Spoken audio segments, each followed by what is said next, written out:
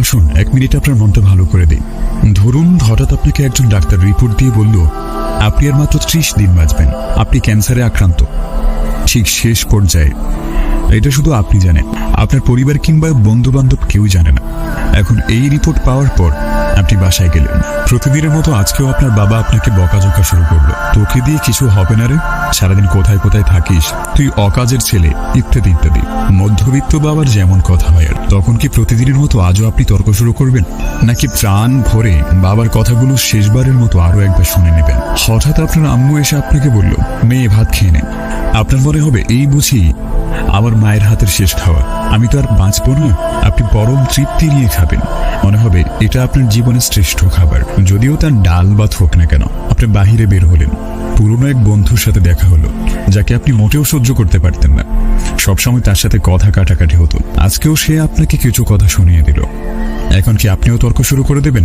না না না, আপনি হয়তো তাকে জড়িয়ে ধরবেন এবং বলবেন, দোস্ত ভালো থাকিস। আপনি আপনার এলাকাটা একটু ঘুরে দেখছেন আর ভাবছেন, এই বুঝি শেষ দেখা আমার। প্রাণ ভরে দেখছেন আকাশ বাতাস। দেখি আপনাদের এলাকাতে তো 2-4টা কুকুরও আছে, যাদের প্রতি এর আগে আপনি কখনো ভ্রুক্ষেপে করেননি। আজ তাদেরকে মন ভরে দেখলেন। কুকুরগুলোকে আপনি দোকান থেকে কিছু কিনে খাওয়ালেন। এলাকার যেই মুরব্বীদের দেখলে আপনি দূরে সরে যেতেন, এখন তাদের দিকে এগিয়ে গিয়ে সালাম মুসাফা করে বললেন, চাচা আমার শরীরটা ভালো নেই, আমার জন্য দোয়া করবেন, কখনো ভুল করে থাকলে ক্ষমা করে দেবেন। আপনার চক্ষু শীতল হয়ে আসছে। হঠাৎ আপনার মনে হলো নামাজ পড়া উচিত। আপনি দৌড়ে গেলেন মসজিদে, রবের সান্নিধ্যে। আজ আর কোনো দুনিয়াবি চাওয়া না, আজকের চাওয়া শুধুমাত্র ক্ষমা। আপনি মন ভরে ক্ষমা ভিক্ষা চাইলেন, অঝোর ধারায় আল্লাহর দরবারে কান্নাকাটি করলেন। মরার আগে খাঁটি দিলে তওবা করে পরিতৃপ্ত হলেন। আপনি যা দেখছেন তাই ভালো লাগছে, সবকিছুই অসাধারণ।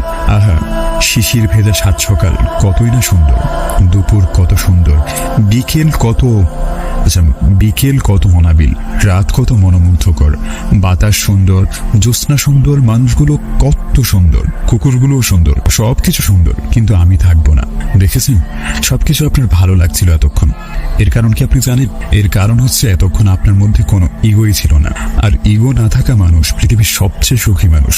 আমরা মৃত্যুর কথা ভাবতেই চাই না, এর থেকে পালিয়ে বেড়াই। কিন্তু আপনি যদি ভাবেন আজই আপনার জীবনের শেষ দিন, তাহলে দেখবেন সবকিছুই আপনার ভালো লাগছে। তাই আজ থেকে সমস্ত ইগো ও অহংকার ছেড়ে দিন। আল্লাহ আমাদেরকে সমস্ত ইগো ও অহংকার থেকে মুক্ত করে বোঝার ও আমল করার তৌফিক দান করুক। আমিন।